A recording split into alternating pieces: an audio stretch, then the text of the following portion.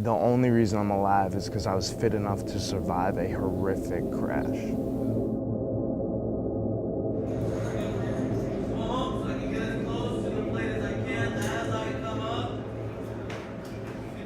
You know, before my accident was by far the most athletic I'd ever been. I'm like, yeah, I wish I could meet my 18-year-old self and make fun of him because he's not capable of anything I can do. I'm looking at a person that I can't necessarily say I can say about anybody else, specifically in my life, that is alive because of your fitness. You know what I mean? Yeah. Like, you're a dead man.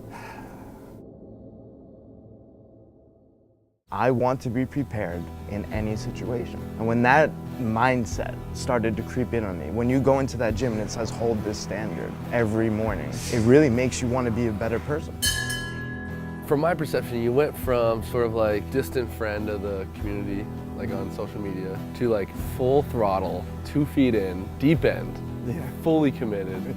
I went from not knowing you to, like I said, sitting at your bedside in the hospital, like in a very short span of time. 911, what's the nature of your emergency? On July 28th, 2015, I was in a bad motorcycle accident.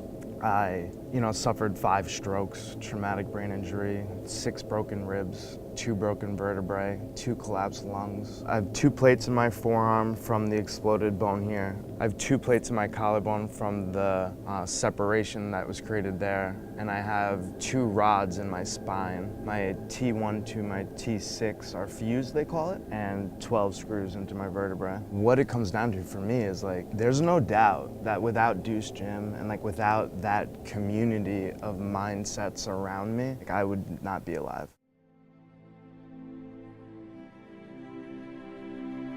Surviving is the sort of banner, sort of hallmark of this thing, fitness saved your life. But what we observe in other people with more minor injuries is the same thing that you experience too, is the recovery. So not only do you have these surgeons and these people looking you in the face, telling you you're alive only because of your strength and the physicality that you had, what were they saying in terms of your recovery? Because you were outpacing all of their expectations as well. And we've observed that in other injuries too. People crash their bike or they get injured playing basketball or something, and they're just able to recover better, and that was your experience too, right? As soon as I got out of the coma, they were like, Scott, we're gonna get you up to take a walk, and this nurse came in, and we're walking down the hallway, and my first question was, how long is this hallway? And she's like, why? And I started telling her, well, listen, I wanna walk a mile. I'll never forget that. You did the math to figure out how many laps around floor number 7 is a mile. Yeah, and I said, listen, I want to go for the mile. She goes, we're just going to go down the hallway and back to your bed. Yes, sir, you're right. Yeah, so they thought I was crazy right away. I was at my rehab hospital 12 days after I was out of the coma, and I was supposed to be at the rehab hospital for a month. And after, I think 6 days, I called my insurance rep and I said, there's no reason for me to be here. I feel great. And you should come down here and test me out. And 2 days later they did. And I tested out of there by them making me walk down 5 flights of stairs and back up without stopping. And it was hard. I was tired and mad, but I was like, I'm going home today. That was it. They let me go. I rehabbed for, I think, a total of 8 days. That to me sounds like mental. You decided how many laps around this floor is a mile, and you set some goal, whether they let you achieve it right away or not. You reaching out to your insurance, you deciding, this is all mental stuff. And do you feel do you separate in your mind the physical part from the mental in terms of your training and I guess what this process has meant to you, or are those more intertwined than one might think? So I think that the mentality is so fixed with the physicality. Like I said, I always thought I was fit. And then I came to Deuce and realized I'm not fit. And a lot of that was about mental things, because it was no, we run here. Yeah. And the thought of that isn't physical. Yeah. The thought is, why would we do that? Yeah.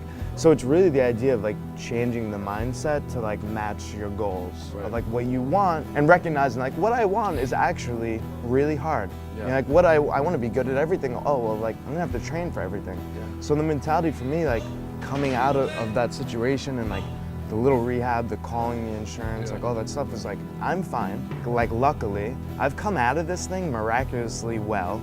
I'm not gonna use this as an excuse, I was very, very excited to be alive. I was okay, I get a second chance at everything. Yeah. I refused painkillers at the hospital. And the idea for me, that was mental, was I don't want to depend on the fact that this pill will make me feel better. So immediately early on, I decided like, I'm gonna be in pain forever. You know, like I'm gonna deal with being uncomfortable forever. Like I get the second chance, well, it doesn't come free.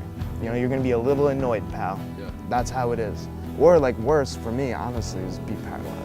I'd rather be dead. Yeah. You know, like that thought of like not being able to live the way that I live. Like you see me now, like I get so frustrated. I can't do a muscle up. Yeah. You know, like I can't pull on my back that way. Yeah. Makes me so mad. But in the context of everything, like, should it? Right. You know, it's Right. like, all right, man, you can't do muscle ups. Neither can 85% of the world. Yeah, you know, like, more, yeah, but like much more, I'm Right. sure. Like, all right, bro, get over it. Like, you're not going to the games anymore.